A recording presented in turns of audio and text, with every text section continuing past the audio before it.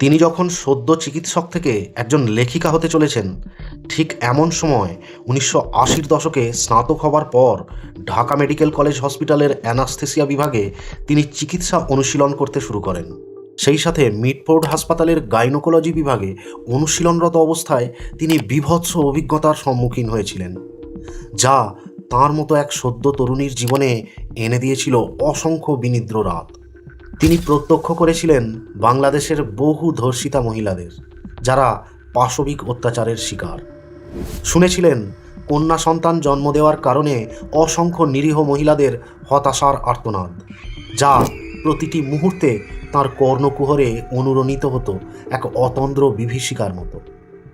পুরুষ শাসিত সমাজের পৈশাচিক ত্রাস হসপিটালের দেওয়ালে প্রতিধ্বনিত হতো হতভাগ্য সেই মায়েদের চিৎকারের সাথে, যার ফলে হাসপাতালে অধ্যয়নরত তসলিমা একটি মুসলমান পরিবারে জন্মগ্রহণ করা সত্ত্বেও নাস্তিক হয়ে উঠতে থাকেন তখন থেকেই, এবং সেই সাথে নারীবাদী দৃষ্টিভঙ্গির উদ্রেক ঘটতে শুরু করে তাঁর মধ্যে। তারপর থেকে তিনি বাংলাদেশের নিপীড়িত নারীদের জন্য সক্রিয় হয়ে ওঠেন, কলম ধরেন একজন নারীবাদী মানবহিতৈষী হিসাবে, যা তাঁর জীবনে এনে দিয়েছিল এক দুর্গম কণ্টকময় পথ, এবং পরবর্তীকালে নারীর ক্ষমতায়নের জন্য একজন নির্ভীক লেখিকা হিসাবে তাঁকে পৌঁছে দিয়েছিল খ্যাতির শীর্ষে। পরাধীন বাংলাদেশের এক অশান্ত সময়ে ধর্মীয় কুসংস্কারে নিমজ্জিত এবং পুরুষতান্ত্রিক অত্যাচারের ভারে অবরুদ্ধ একটি সমাজে উত্থিত ফিনিক্সের মতো জন্মানো তসলিমা নাসরিন হলেন বিংশ শতাব্দীর একজন প্রখ্যাত লেখিকা, একজন আদ্যপান্ত ফেমিনিস্ট, সোশ্যাল অ্যাক্টিভিস্ট এবং অদম্য এক বিদ্রোহী। ১৯৬২ সালের ২৫শে আগস্ট তৎকালীন পূর্ব পাকিস্তানের ময়মনসিং জেলায় ডক্টর রজব আলী এবং এদুল আরা নামের এক বাঙালি মুসলিম দম্পতির পরিবারে জন্মগ্রহণ করেন তসলিমা নাসরিন। তাঁর পিতা ডক্টর রজব আলী ছিলেন একজন চিকিৎসক এবং ময়মনসিং মেডিকেল কলেজের প্রফেসর। ১৯৭৬ সালে উচ্চ মাধ্যমিক এবং ১৯৭৮ সালে এইচএসসি পাস করার পর তসলিমা ঢাকা বিশ্ববিদ্যালয়ের অন্তর্ভুক্ত ময়মনসিং মেডিকেল কলেজে মেডিসিন অধ্যয়ন করেন এবং ১৯৮৪ সালে এমবিবিএস ডিগ্রি নিয়ে স্নাতক হন। কলেজে তিনি সেঁজুতি নামের একটি পত্রিকায় কবিতা লেখা শুরু করেন এবং সেই পত্রিকার সম্পাদনাও করতেন। তসলিমার সাহিত্য জীবন শুরু হয়েছিল মাত্র ১৩ বছর বয়সে কবিতা লেখার মাধ্যমে। ১৯৮২ থেকে ১৯৯৩ সালের মধ্যে তিনি কবিতার প্রায় হাফ ডজন সংকলন প্রকাশ করেছিলেন, যার মধ্যে বেশিরভাগই ছিল নারী নিপীড়নের বিষয়কে কেন্দ্র করে লেখা। বয়ঃসন্ধিকালে যৌন নিপীড়নের ফলে তার নিজের তিক্ত অভিজ্ঞতা এবং একজন স্ত্রীরোগ বিশেষজ্ঞ হিসাবে কর্মরত অবস্থায় ইসলামে নারীদের প্রতি অশ্লীল আচরণ এবং লাঞ্ছনার উপলব্ধি তাঁকে ধর্মের বিরুদ্ধে লেখার ক্ষেত্রে ব্যাপকভাবে প্রভাবিত করেছিল, যা পরবর্তীকালে তাঁর একের পর এক লেখনীতে প্রতিফলিত হয়েছিল। ব্রিটিশ শাসিত অবিভক্ত বাংলার একজন নারীবাদী চিন্তাবিদ, লেখিকা এবং মানবহিতৈষী রোকেয়া সাখাওয়াত হুসেইনের জীবন সংগ্রাম তসলিমাকে শিশুকাল থেকেই অনুপ্রাণিত করেছিল। পরে বিখ্যাত ব্রিটিশ লেখিকা ভার্জিনিয়া উলফ এবং প্রখ্যাত ফরাসি ঔপন্যাসিক ও দার্শনিক সাইমন দে বিউভারের লেখা তাঁকে চরমভাবে উদ্বুদ্ধ করেছিল। ১৯৮০ দশকের শেষের দিকে তিনি গদ্য লেখা শুরু করেন। তাঁর লেখাকে মূলত দুটি সংযুক্ত উপাদান দ্বারা চিহ্নিত করা হয়েছে: স্থানীয় ধর্মীয় সংস্কৃতির সাথে তাঁর সংগ্রাম এবং তাঁর নারীবাদী দর্শন। সে সময়ের উন্মত্ত ধর্মান্ধতার আঙ্গিকে ১৯৯৩ সালে লেখা তাঁর অগ্নিগর্ভ উপন্যাস লজ্জা সাড়া ফেলে দেয় বাংলাদেশের সাথে সাথে দক্ষিণ এশিয়ার বেশ কয়েকটি দেশে, যা ছিল তৎকালীন কুসংস্কারাচ্ছন্ন বাংলাদেশের সামাজিক ব্যাধির আড়ালে লুকিয়ে থাকা রূঢ় বাস্তবতার এক নগ্ন দর্পণ। তাঁর সেই প্রামাণ্য উপন্যাস প্রকাশের আগে তিনি প্রবন্ধের ৩টি সংকলন এবং 4টি উপন্যাস তৈরি করেছিলেন, যেখানে কিছু ধর্মান্ধ মুসলিমের একটি হিন্দু পরিবারের উপর আক্রমণ এবং তাদের দেশ ছাড়তে বাধ্য করার নারকীয় ঘটনার বর্ণনা তিনি তুলে ধরেছিলেন। ফলে ঢাকা শহরে তাঁর বাসায় অপ্রত্যাশিতভাবে একদিন পুলিশ এসে উপস্থিত হয়। তারা তাঁর বাসায় তল্লাশি চালায় এবং তাঁর লেখা পাণ্ডুলিপিগুলো পর্যবেক্ষণ করতে শুরু করে, যেগুলোকে ইসলাম বিরোধী এবং অশ্লীল বলে মনে করা হয়েছিল। কিন্তু পুলিশ অফিসারদের সামনে তিনি সেদিন নিঃশব্দ এবং নির্ভীকভাবে কথোপকথন চালিয়েছিলেন। তিনি যুক্তি দিয়েছিলেন যে তাঁর লেখাগুলো ইসলামের বিরুদ্ধে নয়, বরং পুরুষতান্ত্রিক সমাজ এবং নারীর প্রতি সহিংসতাকে চিরস্থায়ী বিশ্বাসের নিপীড়নমূলক ব্যাখ্যার বিরুদ্ধে। তাঁর তীক্ষ্ণ বুদ্ধি এবং অকাট্য যুক্তি দিয়ে তিনি মহিলাদের বাক স্বাধীনতার গুরুত্ব, নারীর অধিকার এবং নিপীড়নকারী সামাজিক নিয়মকে চ্যালেঞ্জ করার জন্য প্রয়োজনীয়তার বিষয়ে অফিসারদের প্রশ্নবিদ্ধ করেছিলেন।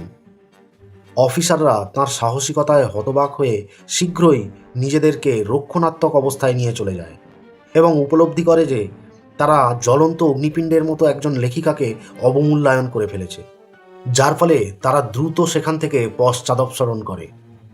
কিন্তু ইসলামের সমালোচনা এবং নারীর সমতা দাবি করার জন্য পরে বেশ কয়েকবার শারীরিক আক্রমণের শিকার হতে হয়েছিল তাঁকে। তার গ্রেপ্তারির দাবি নিয়ে সে সময় রাস্তায় নেমে আসে লক্ষ লক্ষ মানুষ। এমনকি একটি উগ্র মৌলবাদী সংগঠন তাঁর ফাঁসির জন্য আওয়াজ তোলে। এর কিছুদিন পর 1994 সালের মে মাসে দ্য স্টেটসম্যানের কলকাতা সংস্করণে তাঁর সাক্ষাৎকার নেওয়ার সময় তিনি ইসলাম ধর্মের শরিয়া আইন বিলুপ্ত করার জন্য আহ্বান জানান। সাথে সাথেই বিক্ষোভের আগুন ছড়িয়ে পড়ে গোটা বাংলাদেশ জুড়ে। কয়েক লক্ষ বিক্ষোভকারী তাঁকে ইসলামকে বদনাম করার জন্য সাম্রাজ্যবাদী শক্তি দ্বারা নিযুক্ত একজন ধর্মত্যাগী বলে অভিহিত করেছিল। তাঁকে মৃত্যুদণ্ড না দিলে রাজধানীতে হাজার হাজার বিষাক্ত সাপ ছেড়ে দেওয়ার হুমকি দিয়েছিল একটি ইসলামী মৌলবাদী গোষ্ঠীর সদস্য। এমতাবস্থায় 2 মাস আত্মগোপনে থাকার পর 1994 সালের শেষের দিকে প্রাণ হাতে নিয়ে তিনি সুইডেনে চলে যান, যার ফলস্বরূপ চিকিৎসা পেশাকে বিদায় জানিয়ে তিনি একজন পূর্ণ সময়ের লেখিকা এবং সমাজকর্মী হয়ে ওঠেন। 1994 সালেই তাঁর যুগান্তকারী উপন্যাস লজ্জা বাংলাদেশ সরকার কর্তৃক নিষিদ্ধ করে দেওয়া হয়, কিন্তু তা প্রকাশিত হওয়ার 6 মাসের মধ্যেই 50,000 কপি বই বাংলাদেশে বিক্রি হয়ে গিয়েছিল। এরপর 1999 সালে তাঁর স্মৃতিকথার প্রথম খণ্ড আমার মেয়েবেলা প্রকাশিত হলে ইসলাম এবং নবী মুহাম্মদের বিরুদ্ধে বেপরোয়া মন্তব্যের জন্য তা বাংলাদেশ সরকার কর্তৃক নিষিদ্ধ করা হয়। তাঁর স্মৃতিকথার দ্বিতীয় অংশ উতল হাওয়া বাংলাদেশ সরকার 2002 সালে নিষিদ্ধ করেছিল। তারপর তৃতীয় অংশ ক 2003 সালে বাংলাদেশি হাইকোর্ট দ্বারা নিষিদ্ধ করা হয়েছিল। অবশেষে তাঁর স্মৃতিকথার চতুর্থ অংশ সেই সব অন্ধকার বাংলাদেশ সরকার 2004 সালে নিষিদ্ধ করেছিল। এরপর আমি ভালো নেই, তুমি ভালো থেকো প্রিয় দেশ, নেই কিছু নেই এবং নির্বাচিত নামের আজ পর্যন্ত তাঁর আত্মজীবনীর মোট 7টি অংশ ভারতে দ্বিখণ্ডিত নামে প্রকাশিত হয়েছিল। কিন্তু পশ্চিমবঙ্গে কিছু ভারতীয় মুসলিম কর্মী অবিলম্বে বইটির 3000টি কপি বাজেয়াপ্ত করে ফেলে। পরে কলকাতার পিপলস বুক সোসাইটি তাঁর 7টি খণ্ডকেই পাবলিশ করেছিল। 2002 সালে তাঁর বিখ্যাত আত্মজীবনীমূলক প্রবন্ধ আমার মেয়েবেলার ইংরেজি ভার্সন মাই গার্লহুড প্রকাশিত হলে তা দ্বিতীয় আনন্দ পুরস্কার এনে দেয় তাঁকে। একদিকে যখন নিজের দেশ বাংলাদেশে তাঁর একের পর এক উপন্যাসকে নিষিদ্ধ করে দেওয়া হচ্ছিল, তখন অপরদিকে ইউরোপিয়ান পার্লামেন্ট থেকে শাখারভ পুরস্কার, মার্কিন যুক্তরাষ্ট্রের ফেমিনিস্ট মেজরিটি ফাউন্ডেশন থেকে ফেমিনিস্ট অব দ্য ইয়ার পুরস্কার, সুইডেনের সুইডিশ পেন থেকে কার্ট টাকলস্কি পুরস্কার এবং ফ্রান্স থেকে হিউম্যান রাইটস অ্যাওয়ার্ড পুরস্কার লাভ করতে থাকেন তিনি। এছাড়াও 1995 সালে জার্মানি থেকে জার্মান একাডেমিক এক্সচেঞ্জ সার্ভিস তাঁকে স্কলারশিপ দেয় এবং বেলজিয়ামের লুভেইন ক্যাথলিক ইউনিভার্সিটি থেকে তিনি ডক্টরেট উপাধি লাভ করার সাথে সাথে 1996 সালে গ্রেট ব্রিটেন থেকে ডিস্টিংগুইশড হিউম্যানিস্ট অ্যাওয়ার্ডও লাভ করেন তিনি। এরপর 2002 সালে নীলাঞ্জনা নামের এক চরিত্রের মধ্যে দিয়ে একটি গ্রাম্য মেয়ের প্যারিসে অভিবাসনের জীবন কাহিনীর মধ্যে দিয়ে নারী সত্তার জাগরণের আঙ্গিকে রচিত তাঁর বিখ্যাত উপন্যাস ফ্রেঞ্চ লাভার প্রকাশিত হলে তা সাড়া ফেলে দেয়।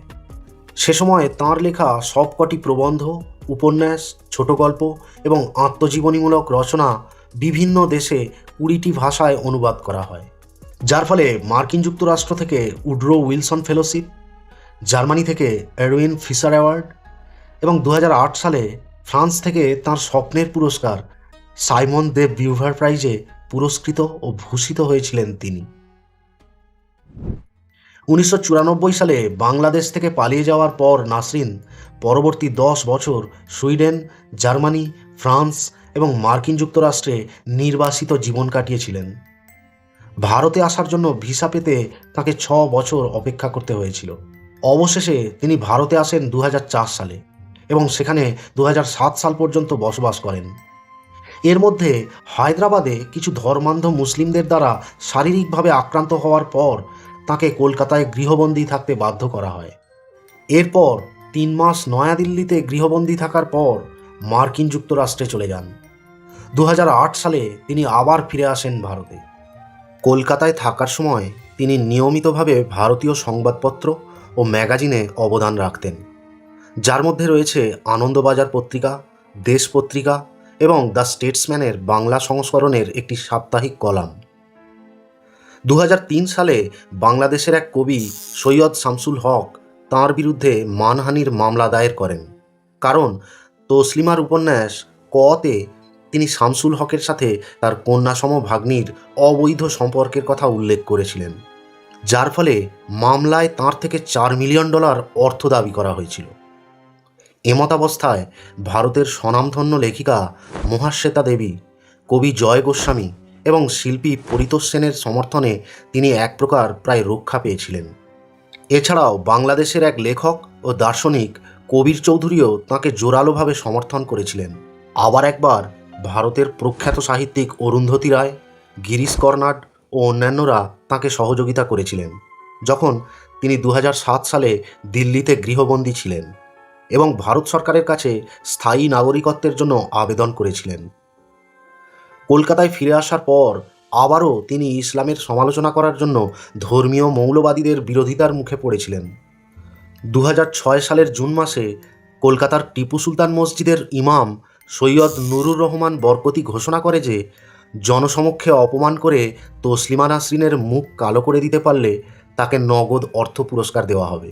2007 সালে all India Muslim personal board তাঁর শিরশ্ছেদের জন্য 5 লক্ষ টাকা দেওয়ার প্রস্তাব দিয়েছিল।